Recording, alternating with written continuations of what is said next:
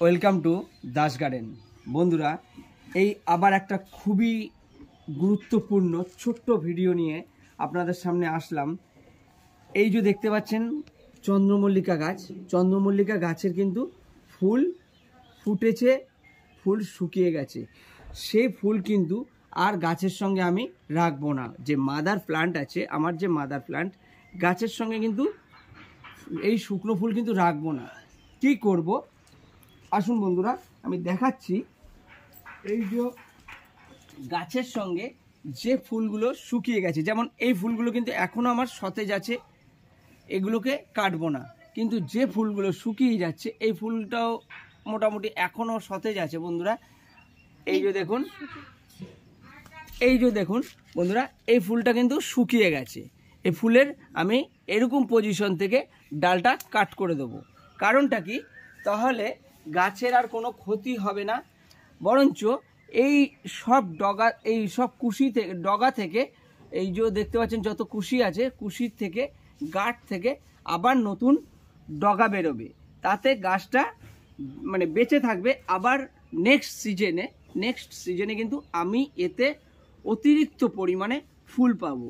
যেমন এবছর পেয়েছি। আমি একটা ভুল করেছিলাম, আমি বলেছি যে আমার অনেক গাছ মারা গেছে চন্দ্রমল্লিকার। এবার আর সেই ভুলটা করব না। মাদার প্লান্টকে আমি একেবারে মেরে দেব না। আগে যতক্ষণ না আমার নতুন গাছ তৈরি হচ্ছে, ততক্ষণ কিন্তু আমি মাদার প্লান্টকে নষ্ট করব না, চন্দ্রমল্লিকা। আর এই যে ফুলগুলো, এই ফুলগুলোও কিন্তু আমি ফেলবো না। এই চন্দ্রমল্লিকার এই যে ফুলগুলো কেটে ফেলে দিয়েছি, মানে কিন্তু এগুলোকে ফেলবো না। এগুলোকে আমি এই ডাল থেকে কাট করে করে নিয়ে নেব। এই যে দেখুন বন্ধুরা, এই যে দেখুন, আমি কিন্তু এগুলোকে কাট করে নিয়ে নেব। নিয়ে এগুলো কিন্তু আমার সারের ডিপার্টমেন্টে চলে যাবে। এগুলো সব পচিয়ে সব সার তৈরি হবে। এগুলোকে আমি কিন্তু একটা কিছু ফেলবো না বন্ধুরা, এই ডালপালাও ফেলবো না।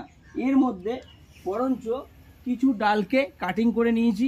এই কিছু ডালকে কিন্তু আমি আবার লাগিয়ে দেবো। কোনো জায়গায় রোপণ করে দেবো। রোপণ করলে আমার এই দিয়েও আবার নতুন চারা তৈরি হয়ে যাবে। বিভিন্ন কালারের, আমি যেটা যেটা কালার আছে সেই কালারের আমি রেখে দেবো। আর এই ফুলগুলোকে আমার যেখানে সার, মানে পচিয়ে সার তৈরি করি, সেই ডিব্বার মধ্যে এই ফুলগুলো সব চলে যাবে। ফেলবো না, কিচ্ছু ফেলবো না বন্ধুরা, ভিডিওটা যদি ভালো লাগে লাইক, শেয়ার, কমেন্টস করবেন। আর আমাকে সাপোর্ট করে আমার পাশে থাকবেন।